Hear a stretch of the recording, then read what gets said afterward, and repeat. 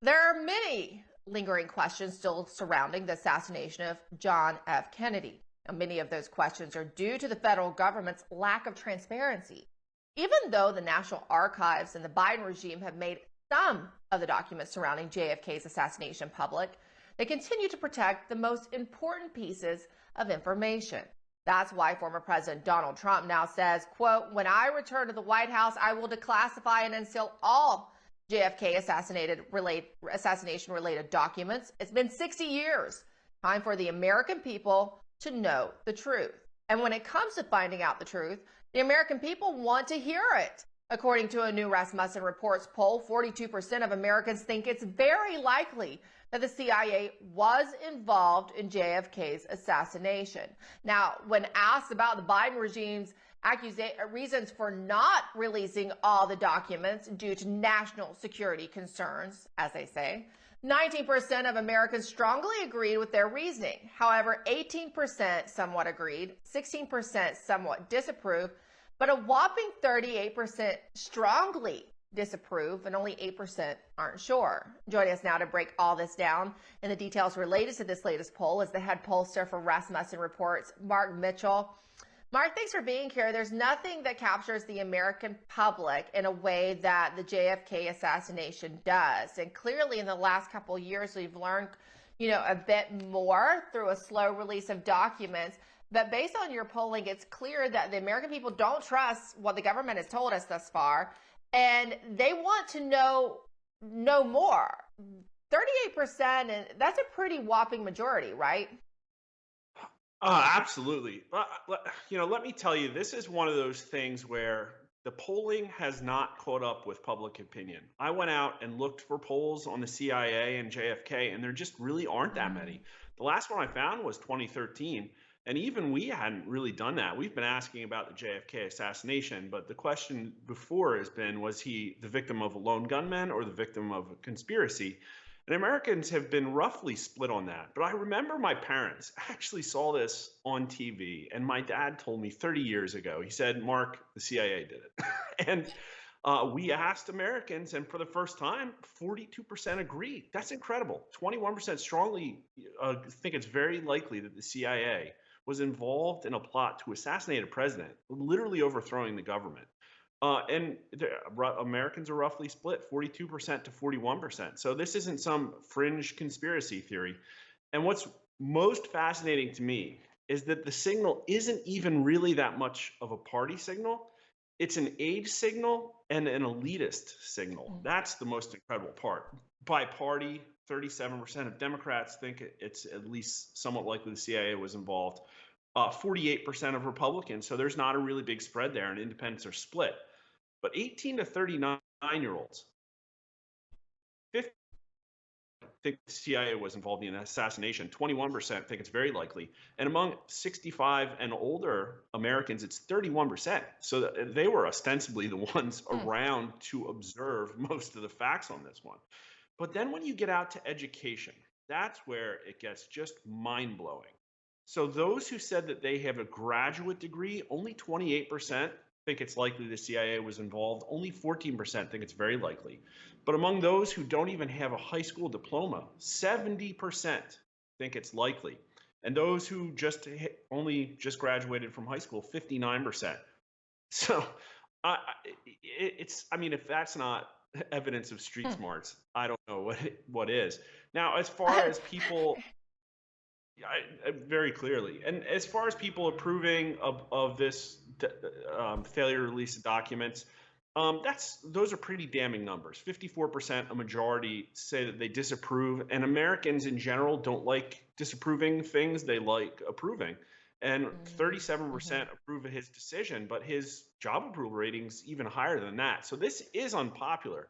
But I think everybody has to understand that these documents have been sealed for decades. And this isn't really a burning issue. We asked because RFK brought it up in the news.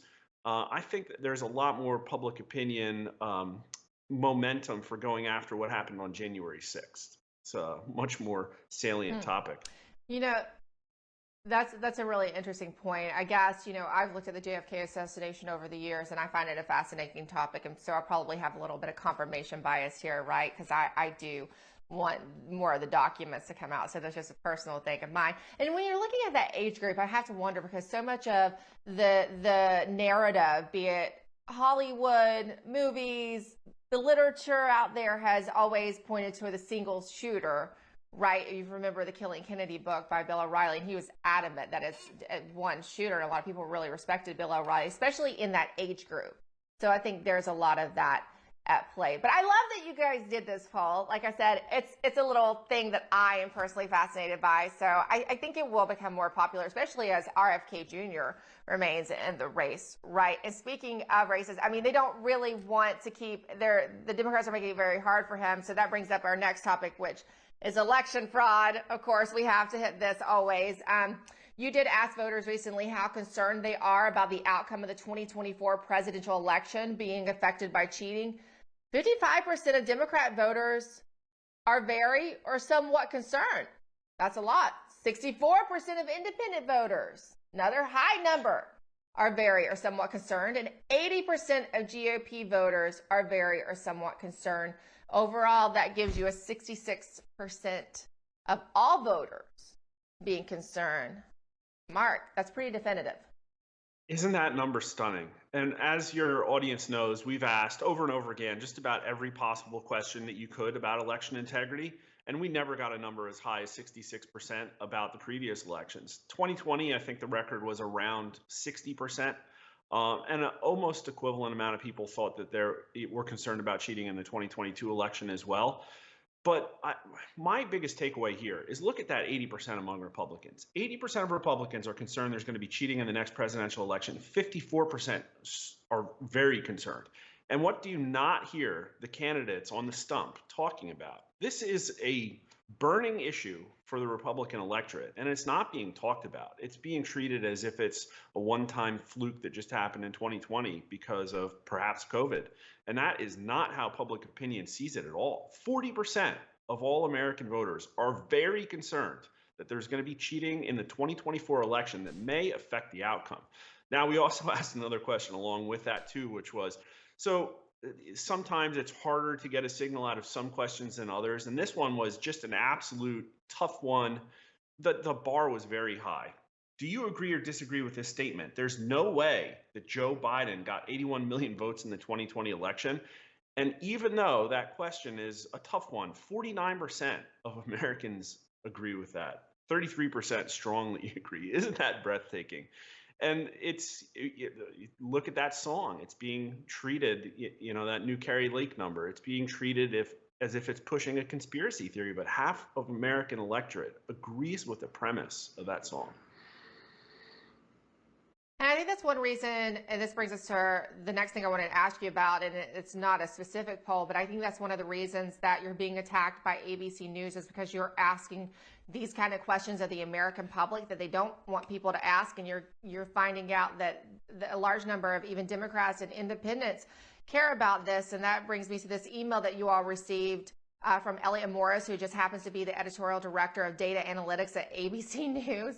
In the email, you're informed that this is the final notice that 538, super credible, is considering banning Rasmussen Reports from its coverage. It says it will be banning your work because you all appear on right-leaning blogs and online media. Alex, I can only assume they're talking about us or, as well. Interesting enough, ABC News, they want to pretend that they have more credibility than Rasmussen, which makes me laugh because let's recall that this is the very network that blocked its reporter, Amy Robach, from her exclusive reporting on Jeffrey Epstein years ago because they didn't want to upset the royal family. So let me just ask you, how are you all at Rasmussen feeling about these threats from ABC 538? It was interesting that it happened, and I guess we're just going to carry on doing what we're doing. It started, they sent us a couple of more polite letters asking us pretty specific questions about our methodology, which again, I wouldn't have a problem answering, but I didn't understand why they were asking. This was coming from 538. And 538 has consistently had us among their most accurate pollsters. Now, it looks like management changed there and Nate Silver was out. And then all of a sudden we get this incredibly hostile email threatening to ban us, but also saying specifically about the outlets that we distribute our information on. I'd come on ABC News if they'd have me. I just know it's not even worth trying. I would call them up, but they're not going to air a video about JFK conspiracy being tied to the CIA.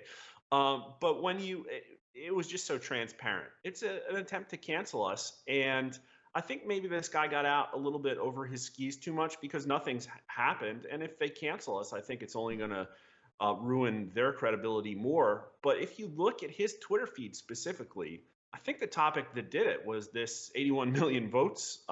And maybe they don't like that topic. And really, though, like who we discuss the results of our polls has nothing to do with our methodology. And so they don't like what we're doing, and we're going to keep doing it. Yeah, I know you all are happy to go on any show and distribute your poll and information on any outlet because you think it should be out there along with everyone else. Let us know if there's any follow-up. You know, I think that I'm not sure you'll hear anything else from them, though. The topic of election fraud is one that they do want to stay away from, and we are headed into 2024, and there's going to be lots of censorship. We're already seeing it getting bigger by the day. Thanks, Mark Mitchell. We love what you all do. My pleasure.